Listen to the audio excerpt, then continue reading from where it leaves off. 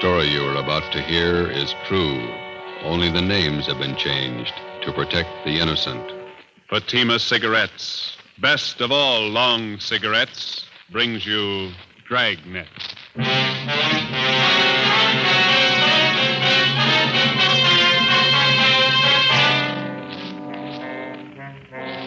You're a detective sergeant. You're assigned the Juvenile Bureau. The high schools in your city have been flooded with obscene literature. You stamp out one source, and a dozen more spring up. Your job, stop them. If you want a long cigarette, smoke the best of all long cigarettes. Smoke king-size Fatima. Fatima is the long cigarette which contains the finest Turkish and domestic tobaccos superbly blended to make Fatima extra mild. And that's why Fatima has a much different, much better flavor and aroma than any other long cigarette. That's why Fatima has more than doubled its smokers coast to coast. So enjoy Fatima, the best of all long cigarettes. It's wise to smoke extra mild. Fatima. It's wise to smoke extra mild Fatima.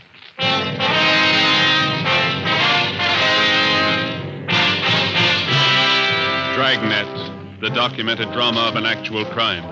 For the next 30 minutes, in cooperation with the Los Angeles Police Department, you will travel step by step on the side of the law through an actual case from official police files. From beginning to end, from crime to punishment, Dragnet is the story of your police force in action. It was Monday, October 21st. It was cool in Los Angeles. We were working the day watch out of Juvenile Bureau. My partner's Ben Romero. The boss is Inspector Lester, commander of the Juvenile Bureau. My name's Friday. It was 10 a.m. when we got to the auditorium of Canfield High School. Stage door. Guess we go right out onto the stage. Yeah, we better wait till we're called, though, huh? You're the men from the police department? Yes, sir. This is Sergeant Romero. My name's Friday. How do you do? How do you do? I'm Paul Fisher, the principal here. Come right out onto the stage and get the meeting started. Yeah, all right. Yes, sir. Just have a chair there. Thank you. Is the microphone on? Ladies and gentlemen of the Coordinating Council, members of the Parent Teachers Association. As you know, this meeting has been called for the purpose of discussing ways and means to bring about an end to the distribution of the filthy and obscene books and pamphlets that have been littering every high school campus in the city of Los Angeles. We've tried every means at our disposal to clean this matter up, and they all seem to fail. On the advice of the Coordinating Council and Mrs. Randall to the PTA, we've called in the authorities. Here to discuss the matter with us this morning are two officers connected with the Juvenile Bureau of our police department. Sergeant Romero and Sergeant Friday. And now, may I turn the meeting over to Sergeant Friday of the Los Angeles Police Department. Thank you. Ladies and gentlemen, the only way we're going to get to the bottom of this thing and put a stop to it is to get all the information we can on where this lascivious material is coming from. Now, you people, as parents and teachers of the children who are buying and reading this stuff, might be able to give us some help. So, if it's all right with you, Mr. Fisher, I'd like to hear from some of the people sitting out there, if I may. Certainly. Go right ahead. Thank you. Well, if any of you people have anything to say or any information, any questions, why, we'd be glad to listen to you and do our best to answer your questions. Yes, the lady out there, go right ahead. I'm Mrs. Stein. I know of a place in our neighborhood that has dirty books. I feel sure that that's one of the places where the children are getting this trash. Complaints have been made to the police department, but the man who runs the place has never been arrested. Can you tell me why? Well, ma'am, I think I better make it clear now that there's only one way a police officer can arrest anyone for possession of lewd literature. The officer has to prove that the party who possesses this literature does so for the purpose of selling it. Sometimes that's difficult to prove. Well, I told you I can prove it. You mean you can go to this place and buy a book from him? Well, maybe I couldn't. If I were known. Yes, ma'am, that's just the point. Now, I don't know offhand about the one in your neighborhood, but I can assure you that we've cracked down on hundreds of such peddlers in the past few months. You can see for yourselves that this doesn't put a stop to it. We've got to get to the source. I have a question for you. Yes, sir? My name's Fred Scott. I'm director of the Square Shooters Boys Club. Yes, sir. The point I'm trying to make is, I know the young boys pretty well. With the exception of my boys, 49 in number, I'll wager just about every boy in this high school has one of those books. Or at least he's seen one. Yes, sir. We're aware of that. The point I'm trying to make is, somewhere in the municipal code, there's got to be a law to forbid such things. Yes, sir, there is such a law. Then why isn't it enforced? It is. What does the law say? Well, how do you mean, sir? Well, I mean, what happens when somebody's found guilty of selling these books? What's the penalty? Oh, well, the law states that an offender is liable to fines, a jail term of 6 months, or both. That's not much of a law, is it? Why isn't there a stronger law? Well, I wouldn't know that, sir. The point I'm trying to make is, we need laws with some teeth in them. We have good laws in the state of California for the most part. It's true that we're weak in some cases, but you can say that about most states, I think. Well, you may be satisfied with the laws, but I'm not. I'd say stronger laws. That's the answer. No, I don't think it is, Mr. Scott. Passing a set of new laws isn't going to make this city a cleaner or a safer place for your boys to grow up in. Laws don't decide how moral a city's going to be. People do. Laws don't mold character in young boys either. The parents and teachers do that. I don't think I know what you're getting at. What do you mean? Well, just this, Mr. Scott. It's our job on the police department to keep filthy junk like these books from falling into youngsters' hands. Yes? Now, on the other side of the fence, the youngster has to be taught to recognize this obscene material for what it is, filth and garbage. And the youngsters have to be taught that in the home, in the school, and the church. Now, if they can be made to understand that the kind of dirt and filth that these books represent, well, that'd be worth more than any new set of laws, wouldn't it? But what about these men that put out the books? The men who sell them? How do you reach them? Through the youngsters. They seem to know the way. The next morning at 8 a.m., after meeting with Inspector Lester of Juvenile Bureau, Ben and I went on stakeout at Canfield High School. From past experience, we knew there was little hope of a quick end to the case. It was going to be a long haul, tracing the source all the way up the line from the high school kids who bought the filthy books to the small fry pushers, the wholesalers, and finally, we hoped, to the top, the man who printed the books. We had no illusions on that score. Generally, with the arrest of his pushers and other small-timers who work for him, the top man gets the alarm and clears out before the police officer can apprehend him with evidence that will stand up in court. During the first 2 days at Canfield High, Ben and I found out nothing. The obscene literature was being bartered and exchanged between students, but the main source of supply was still a mystery. We had one slim lead to go on. Mr. Fisher, the high school principal, helped run it down. We've been watching that boy down in the yard since yesterday, Mr. Fisher. Seems to have quite a bit of spending money, expensive clothes, car of his own. I don't know that boy's family. They could be well-fed. We saw him with a stack of those dirty books in his notebook. He must have had a dozen of them. He was showing them around to his crowd. Travers, are you sure? Joe, take a look down there. Yeah. Yeah, Travers is showing him something. I can't see what it is. Come over to this side of the window. Yeah. Small books. He's giving them to one of the other fellows. They've got their wallets out. They're giving Travers money. Come on, Ben. You better come too, Mr. Fisher. This way out to the yard? No, to the left. That's it. Let's hurry, huh? This door, Sergeant. Right here. Travers. Travers. Hello, Mr. Fisher. They'd like to talk to you. Yeah? These men here are from the police department. They want to ask you some questions. Can we go inside? Sure. Come on. Oh, what's the matter, Mr. Fisher? I haven't done anything. Oh, you see. Come on. What is it? What's it all about? Sergeant? It'll be a lot easier if we have the truth now, son. Did you just sell those boys out there some dirty books? No, I mean, it's only a gag. They're funny books. Have you got any more of them on you? Yes, sir. Can we see them, please? I didn't steal them. Only books. Funny books. Here. Thanks. Almost a dozen. Mm-hmm. You think these are funny books, do you, Travis? Well, some of them. I guess not. It's only a gag, Sergeant. Where'd you get them? I didn't steal them. I bought them off a guy. Who? Why, I can't tell you. Do you have any more of these books? No, sir. Will you show us your locker? I can't remember the combination. It's a new locker. Could you open the locker for us, Mr. Fisher? Yes, but I'll have to get the maintenance man. All right, I'll show you. Come on. Down here, sir. This one. 412. I've only got a couple. All right, we'll see. Come on, open it. I haven't done anything. Here's a sample, Joe. Locker's loaded down with them. Rotten filth. You can't arrest me. I don't sell the books. I only rent them. Somebody's been briefing you. Who? You're only making it hard on yourself, boy. You can't prove anything. These are my books. I don't sell them. Where do you get them? Who sold them to you? Nobody. I got them, that's all. All right. We'll have to talk to your folks. You can't. They're away. No, you can't. Don't. Afraid we'll have to, son. Oh, please don't tell them. Please don't let them know I'll do anything. All right, let's have the truth then. Who are you selling the books for?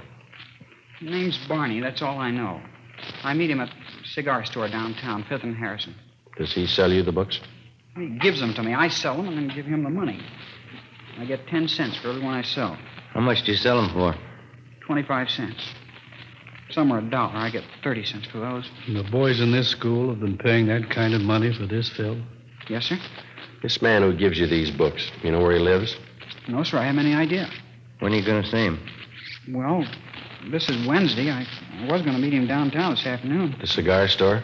Yes, sir. But I don't want to get Barney in trouble. He's been okay to me. Sure. He's done a lot for you. 4 p.m. Wednesday. Ben and I drove downtown with 16-year-old Eddie Travers. We parked the car near the corner of 5th and Harrison and kept an eye on the cigar store. We waited. No sign yet, Travers? No, sir. Barney usually waits by the newsstand there. I haven't seen him yet. How long you been selling for this man, son? About 3 months, maybe 4. Any idea where he gets the books? Well, Oh, just a minute, Sergeant. Yeah? I think... Yeah, that's Barney, the one going up to the cigar counter. The man in the gray suit there? Yeah, that's him. He's going into Juanita's Cafe. Is that where you usually go after you meet him? Yes, sir. You better take the boy back to the office, Ben. I'll tail this guy and see what I can find out. Okay, you want me to pick you up later? I'll call you at the office. Oh, you got any matches? No, I'm out. I'll pick some up at the cigar stand. Right. See you later. Yeah.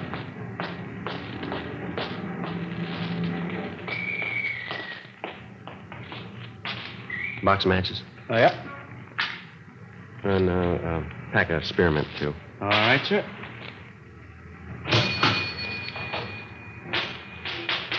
Much obliged. Got a special on Old Typical New Bourbon today. $2.69 a fifth. No, thanks.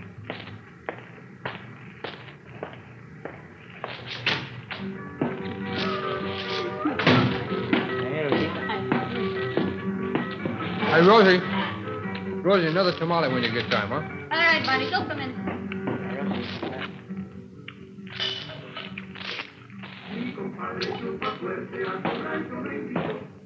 Yes, sir. Let me have chicken tacos, side order of fried beans, and a cup of coffee, huh? Chicken tacos on one, side of beans. Another tamale. Anything else, Barney?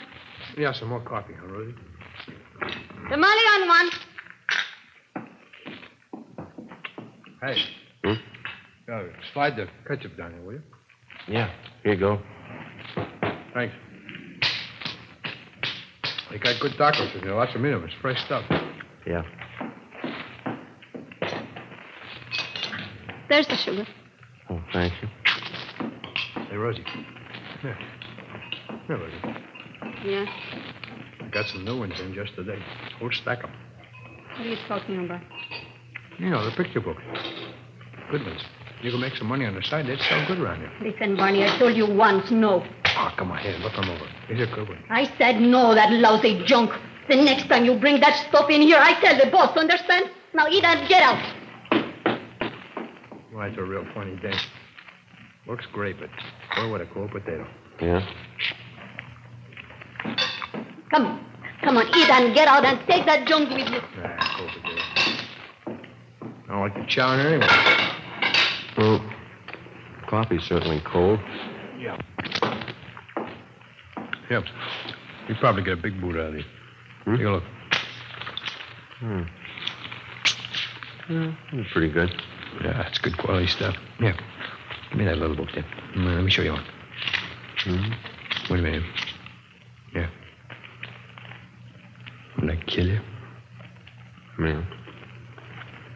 How about selling me one of them? Okay. 4 bits for the small ones, $1 for the big one. Wait a minute. Let's see, I got 14 of them here. I'll tell you what I'll do. I'll make you a deal. You can have the whole works for $10. Okay. You got any more? Well, you going in business for yourself? No, I got a newsstand out in Riverside. Books, I guess, ought to go fast. I think I can probably handle another $25 worth. Ah. I got the rest of them back at the hotel. Some of them are in color. Yeah? You want to meet me there tonight? Around 7? Where's the hotel? Well, you go straight up 6th Street from here. It's just 1 block on your left. Call the Denver House. I'm in room 337. You going up there now? Well, I was supposed to meet some guy, but... Yeah, we can go now. How about a check, Rosie, huh? Yes. Hey, you'll probably be wanting more of these. I can put you on my mailing list. Okay. The prices are right. I don't want to pay retail. Nah, we can work out a deal. Come on, let's go. Okay. That Rosie, huh? She's really put together. Yeah? Too bad. A real cold potato, though. Some are like that. Yeah. No sense of humor.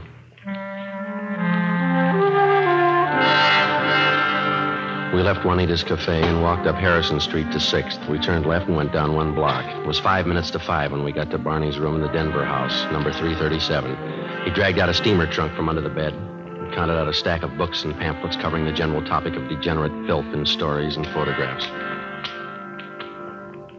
Okay, Mac, there you are. It's $25 worth. Pay the money and the bucks are all yours. Okay. Here you go. Yes. 10, 15, 18. I'll have to give you a check for the rest. How do I know it's any good? You could take off. I'd never see you again. You'll see me. You're under arrest. Huh? Hey, you're kidding. Hey, let go. All will right, you? let's hold it right here. Hey, wait a minute. Oh, now, look, Lieutenant, we can work this thing out. We'll work it out Oh, downtown. wait a minute. I can set this thing right for you. Where are you getting this junk? Who's supplying you? Oh, look, why not use your head? You never get the top, man. Not in 10 years you won't. We got lots of time. Come on.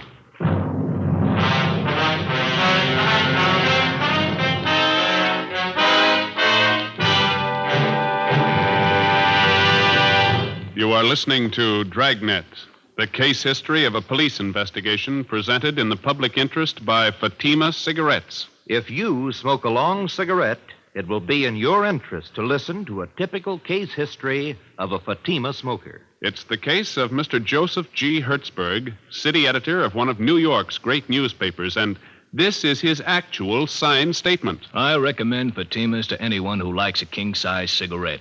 In my business, the long hours really put smoking to the test. Working overtime means smoking overtime, and that has sold me on Fatimas. No matter how often I light up, Fatima gives me an extra mild smoke. And Fatima flavor, it's much better every time. I found out it's wise to smoke extra mild Fatima. And more smokers are discovering this every day. Actual figures show Fatima has more than doubled its smokers coast to coast. So enjoy Fatima yourself. The long cigarette, which contains the finest Turkish and domestic tobaccos, superbly blended to make it extra mild. You will prefer Fatima's much different, much better flavor. You will agree. It's wise to smoke extra mild. Fatima.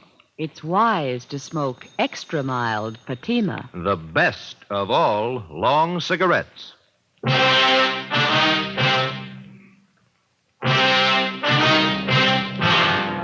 The filthy literature racket feeds on the curiosity of youngsters and the stupidity and ignorance of adults. It's an all-season business, and in its own quiet way, it has reached a market which the other heavy rackets never hoped to reach. Your home and your children. 6 p.m., Wednesday, October 23rd. We checked the records, and the make sheet showed the book peddler's true name to be Barney W. Timpson, 38 years old. He had a past record of one previous conviction for peddling lewd literature in Dodge City, Iowa in March 1948. We had him brought to the interrogation room. Sit down, Timpson. Let's make it easy, Barney. Where are you getting the books?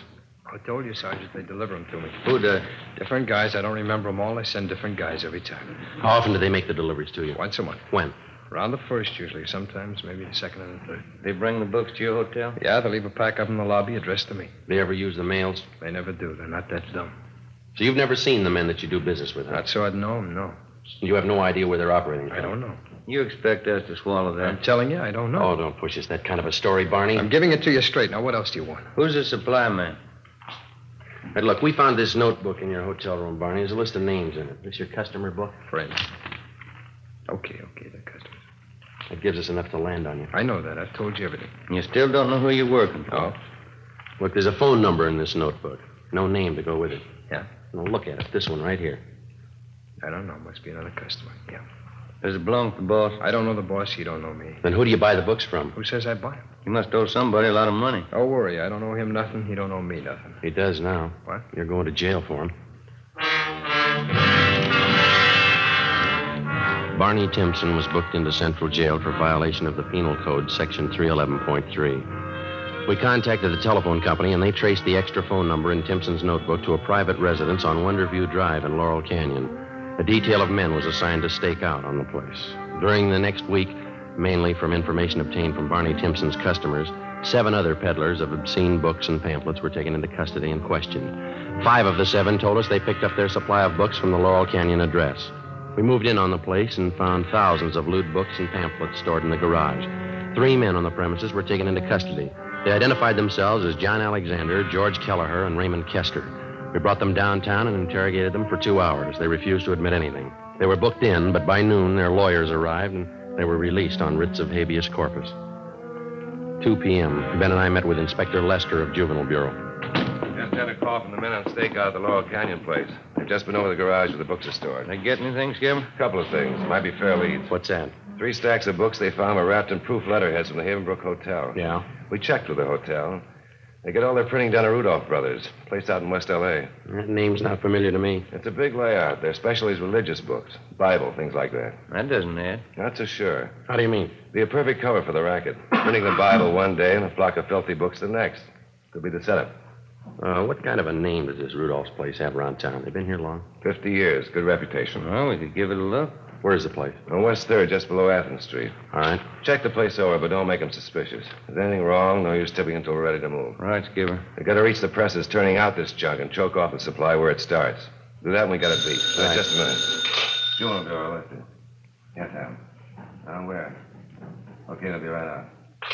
Gross and Pacelli, they spotted one of the delivery cars. Where? Downtown. They followed it out to West L.A. Yeah? Rudolph's printing shop.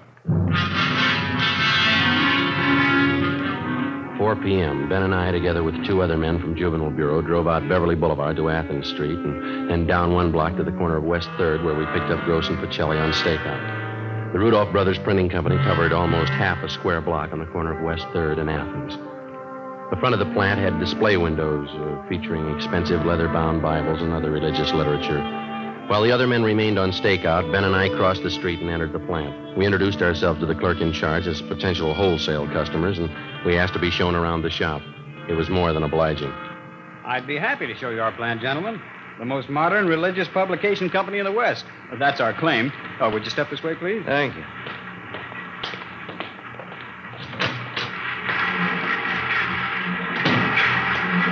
On your left there, those are 3 of our new Ludlow machines. Excellent mechanisms, needless to say. Mm-hmm. You must employ quite a few men in here. 65 full-time. Enough to meet any emergency rush jobs you might want done. Now, over here are Bush Emerson hand presses. Oh. You handle only religious books then, huh? Nothing else? That's right, sir. We specialize exclusively in that. You don't take in any small contracts, school journals, things like that? No, our steady customers take up all of our time. Here on this stone, you see the pages of a new prayer book we're getting together. Very ultra. Mm-hmm. An entirely different kind of typeface. Oh, is that so? Yes, and back there, along the wall, are new linotypes. The very latest, monotypes. Mm-hmm. Then the proof presses. Next to them are proof readers. And the flatbed truss-load press beyond that. Seems like lots of activity. Business is pretty good, I guess, huh? Oh, yes, we're kept pretty busy. Quality printing is always in demand. Yeah. Well, thanks very much for showing us around. Not at all, gentlemen. Anytime. Here, this way out. All right. I'll get you one of my cards here. There you are. Oh, thank you. And when you're ready to do business, why, just give me a call. I'd be glad to take care of you. All right, sir, thanks. We'll do that. Good afternoon, gentlemen. Goodbye. All right. What do you think? You got me, nothing out of place. Yeah, whatever system they're using, they got it down pat. Bibles, prayer books, church announcements, that's all I saw. Hey, Ben, look. Hmm? That man getting out of that car going into Rudolph's there? Alexander, the guy we picked up this morning out in Laurel Canyon. Yeah. Printing plant continued. 6 p.m. The lights in the display windows went out. The shades were drawn. We watched the employees leave. 6:30 p.m. The lights in the plant were still burning. Gross went down to the corner and picked up some hot dogs and coffee for our dinner. We ate in the car. 7:30 p.m. A black Cadillac convertible pulled up across the street. 2 men got out and let themselves in through the front door. We waited. Between 7:30 and 8 p.m., we counted 21 men entering the plant. That printing press, it's starting up. Okay, let's move. Hey, Gross, you and Pacelli want to go through the back, and Ben and I will take the front. Right, let's go, Mike. Come on. It's a neat setup. We had it all figured. Yeah, you didn't spot any side entrances, did you? No. Here we are. Can you try the door? Yeah, it's no good. All right.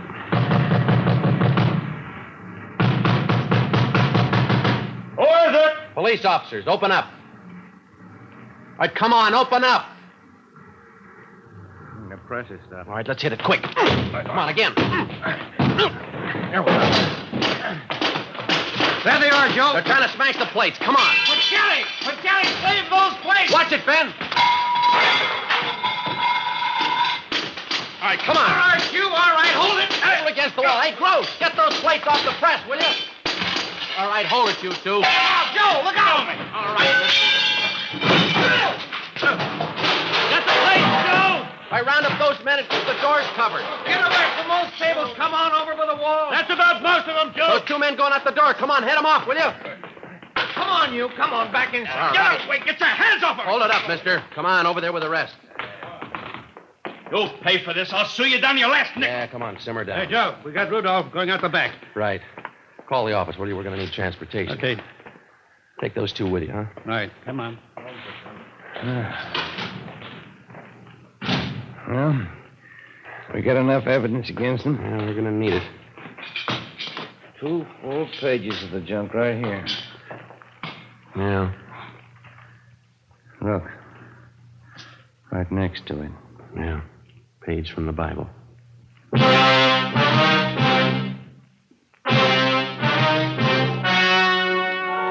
The story you have just heard was true. Only the names were changed to protect the innocent.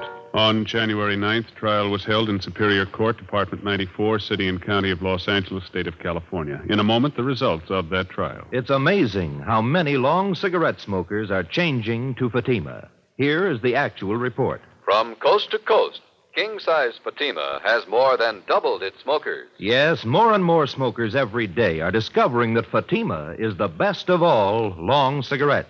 Long cigarette smokers find Fatima has a much different, much better flavor and aroma. Long cigarette smokers find that Fatima is extra mild because it's the long cigarette which contains the finest Turkish and domestic tobaccos superbly blended to make it extra mild. So enjoy extra mild Fatima. Best of all long cigarettes. It's wise to smoke extra mild. Fatima. It's wise to smoke extra mild Fatima.